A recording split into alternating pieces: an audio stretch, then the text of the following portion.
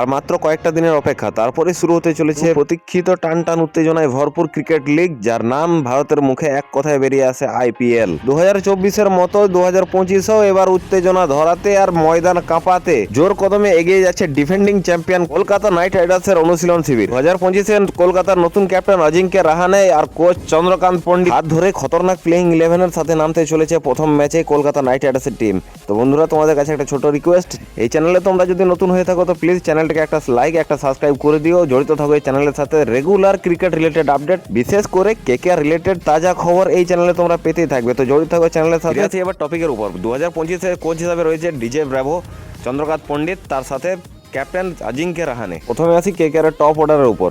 Top অর্ডারে ওপেনিংয়ে দেখা যাবে সুনীল নারিন, সেকেন্ডে থাকবে কুইন্টন ডিকক, আর 3 নম্বরে অজিঙ্ক্য রাহানে। ডিককের সাথে সুনীল নারিনকে ওপেন করতে দেখা যাবে, কিন্তু যদি লেফট হ্যান্ড রাইট হ্যান্ড কম্বিনেশনের সাথে যায় সেক্ষেত্রে আফগানিস্তানের ব্যাটিং রেহমানুল্লাহ গুরবাজ, তার খেলার চান্সটা অনেক বেশি বেড়ে যায়।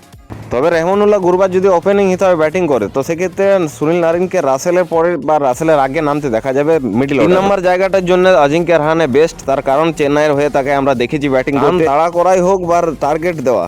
রাহানে 3 নম্বরের জায়গাতে দুর্দান্ত খেলে, এবছরও দারুণ একটা স্টার্ট দেবে 3 নম্বর জায়গায়। তো এই আশাটা রাহানের উপর রাখাই যায়। থেকে শক্তিশালী যে জায়গাটা সেটা হলো কলকাতার মিডিল অর্ডার। মিডিল অর্ডারে কলকাতার রয়েছে ভেঙ্কটেশ আইয়ার, রিঙ্কু সিং, অ্যান্দ্রে রাসেল, সাথে থাকবে রমনদীপ সিং। রমনদীপ নামটা ছোট হলেও কাজ বড় বড় করে। এর আগের আইপিএলে আমরা দেখেছি রমনদীপকে ফিনিশিংয়ে যে ফিনিশিং টাচ, কম বলে বেশি রান, বড় বড় শট খেলা, এইসব জায়গাগুলোতে রমনদীপ পাকা খেলাড়ি, আর এই দায়িত্বটা খুব ভালোভাবে পালন করেছিল। এই রমনদীপকে এই বছরও 2025-এর আইপিএলে ফিনিশিংয়ে দিয়ে আমরা ফিনিশিং টাচ দিতে দেখতে পাবো। দেখে নেওয়া যাক বলার হিসাবে কারা থাকতে পারে কলকাতায়। তো বলার হিসাবে যে থাকবে সে হলো হর্ষিত রানা, কনফার্ম আছে থাকবে, কারণ 8 নম্বরে যেভাবে সে বল করতে পারে আবার ঘুরে ব্যাটও ধরে নিতে পারে হর্ষিত রানা। তো হর্ষিতকে আমরা 8 নম্বরে দেখতে পাবো। সাথে থাকবে অ্যান্দ্রিজ নোকিয়া। 10 নম্বর জায়গাটা ব্যবহার আরও একটু চাপ হবে, কারণ সাথে আছে উমরান মালিক। উমরান মালিক, যাকে কাশ্মীরি এক্সপ্রেস বলা হয়েছে, উমরান মালিক কিন্তু থাকছে এই বছর আইপিএল কলকাতার। আর 11 নম্বরে তো বরুণ চক্রবর্তী থাকবেই, মিস্ট্রি স্পিনার। তো এই গেল কলকাতার প্লেইং 11। সব যদি ঠিকঠাক চলে তো বন্ধুরা 2025-এও কলকাতা আবার ডিফেন্ডিং চ্যাম্পিয়ন যেরকম ছিল 2024-এ, 25-এ আমরা চ্যাম্পিয়ন হয়ে বেরোবো। গর্বের সাথে আমরা বলবো করবো, লড়বো, জিতবো।